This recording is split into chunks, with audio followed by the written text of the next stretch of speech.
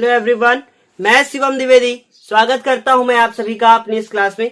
आज की इस क्लास में हम आपको रेडॉक्स अपक्रिया के बारे में जानकारी देंगे और ये रेडॉक्स अपक्रिया का दूसरा नाम है ऑक्सीकरण और अपचयन अपक्रिया।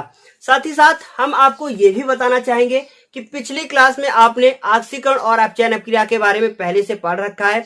यदि आपने वो वीडियो नहीं देखा है तो कृपया वो वीडियो जरूर देखें, क्योंकि यदि आप उस वीडियो को देखेंगे तो ये वीडियो आपको ज्यादा बेहतर समझ में आएगा।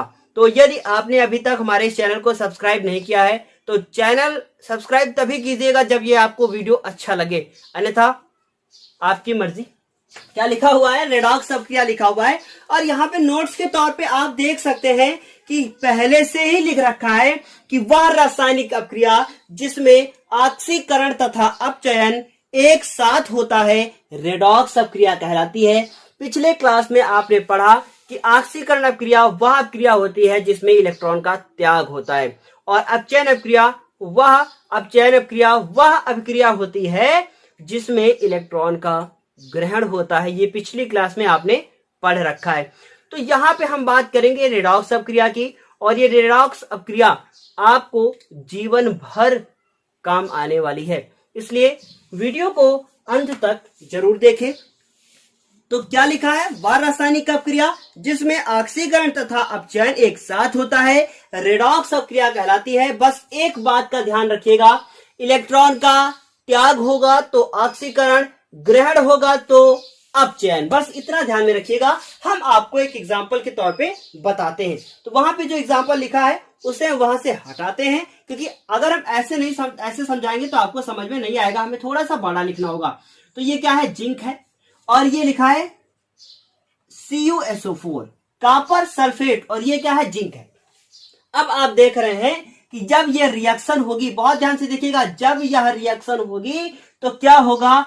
तब बनेगा, बहुत ध्यान से देखिएगा, ये कौन सी अपक्रिया है? यह अपक्रिया है प्रतिस्थापन अपक्रिया। क्या लिखा है? ZnCuSO4 क्या बनेगा? ZnSO4 को ले लेगा तो क्या बनाएगा? जिंक सल्फेट, और Cu अकेला बच जाएगा तो क्या हो जाएगा? Cu, ऐसे हो जाएगा।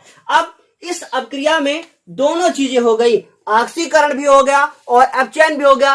कैसे हो गया इसे बताते हैं। आप देख रहे हैं कि यहां पे लिखा हुआ Zn को SO4 के साथ जुड़ने के लिए आवेशित होना पड़ेगा। आवेशित का मतलब यह है कि इसके ऊपर कुछ न कुछ चार्ज जरूर लाना पड़ेगा। तो क्या होता है? Zn से जब ZnSO4 बनता है तो यहां Zn लिखा हुआ है और यहां पे ZnSO4 लिखा है। यदि हम इस ZnSO4 को तोड़ दें तो कैसे लिखेंगे? Zn+2 और SO4-2। अब आप बताइए कि Zn से क्या बन रहा है? Zn से बन रहा है Zn+2 और Zn से Zn+2 बन रहा है। इसका मतलब Zn इलेक्ट्रॉन, एरो बहुत ध्यान से देखिएगा, ये एरो इधर नहीं लगाइएगा, इधर ही एरो लगेगा। तो क्या हुआ कि Zn से ZnSO4 बना तो Zn ने 2 इलेक्ट्रॉनों का त्याग कर दिया। तो जब भी त्याग होता है, तो मैंने पहले से ही बता रखा है कि त्याग होता है तो क्या होता है? ऑक्सीकरण होता है। और कितने इलेक्ट्रॉनों का त्याग होगा? 2 इलेक्ट्रॉनों का त्याग होगा। कैसे बताया मैंने आपको?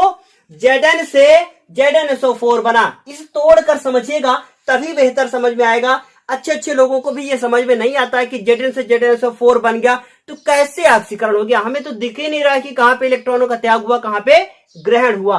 तो ये बहुत ही अच्छी ट्रिक है कि Zn से ZnSO4 बना तो ऑक्सीकरण हुआ। क्यों हुआ? क्योंकि 2 इलेक्ट्रॉनों का त्याग हुआ। अब देखिए बहुत ध्यान से, ये इधर से इधर जाएंगे, बहुत ध्यान से देखिएगा। CuSO4, इसका मतलब यह है कि Cu आवेशित होने के बाद SO4 के साथ जुड़ा था और अब ये Zn इसको, जो ये आवेशित होकर CuSO4 बना था, उसे तोड़ देगा। क्या कर देगा? तोड़ देगा। तो इसका मतलब क्या था कि CuSO4 को यदि हम तोड़ के देखें तो क्या लिखा है? Cu+2 SO4-2। क्या लिखा था? ये इधर लिखा था, ये इधर लिखा था, Cu+2 SO4-2। तो यहां पे क्या है? Cu+2 है। बहुत ध्यान से देखिएगा, Cu+2 है और यहां कौन है? यहां पे Cu है। मैंने आपको बताया था कि Cu+2, बहुत ध्यान से देखिएगा, Cu+2 से क्या बना? से बना Cu। अब आप बताइए कि Cu+2 से जब Cu बनेगा तो इसका मतलब जो 2 इलेक्ट्रॉन इसने त्याग कर दिए थे अब अपने इलेक्ट्रॉनों को ये ले रहा है। बहुत ध्यान से देखिएगा, Cu+2 से Cu बना तो इसका मतलब क्या हुआ, देखिएगा कॉपर का जो नंबर होता है, जो कॉपर का इलेक्ट्रॉनिक विन्यास होता है वो होता है हमारा परमाणु क्रमांक होता है, कितना होता है 29। लेकिन इसने 2 का त्याग किया है तो इसके पास कितने हैं प्रेजेंट टाइम में 27, और अभी इसके पास कितने हैं 29 है। तो 27 से 29 होने का के लिए क्या चाहिए, 2 इलेक्ट्रॉनों को ये ले लेगा तभी Cu बनाएगा। इसे ही जब समझेंगे तभी समझ में आएगी। तो क्या हुआ, CuSO4 से जब Cu बना तो क्या हुआ, अब चयन हुआ। इस तरीके से कितने इलेक्ट्रॉनों को ग्रहण किया है उसने, 2 इलेक्ट्रॉनों का। बस सिंपल सी इक्वेशन और ये यहाँ पे समाप्त। तो इस तरीके से उम्मीद है जरूर समझ में आया होगा। बहुत ही सिंपल सी थी वह क्रिया जिसमें ऑक्सीकरण और अपचयन दोनों होता है, उसे कहते हैं हम लोग रेडॉक्स प्रक्रिया। हाँ, एक बार और बताएंगे कि इस अपक्रिया में जिंक क्या कर रहा है, 2 इलेक्ट्रॉनों का त्याग करता है और जो कॉपर होता है वो 2 इलेक्ट्रॉनों का ग्रहण करता है, तभी बनता है ऐसे। तो इस तरीके से यहाँ पे रेडॉक्स अपक्रिया भी समाप्त होती है। इस रेडॉक्स अपक्रिया का दूसरा नाम है ऑक्सीकरण अपचयन अभिक्रिया। तो इस तरीके से एक क्लास यहीं पे समाप्त होती है।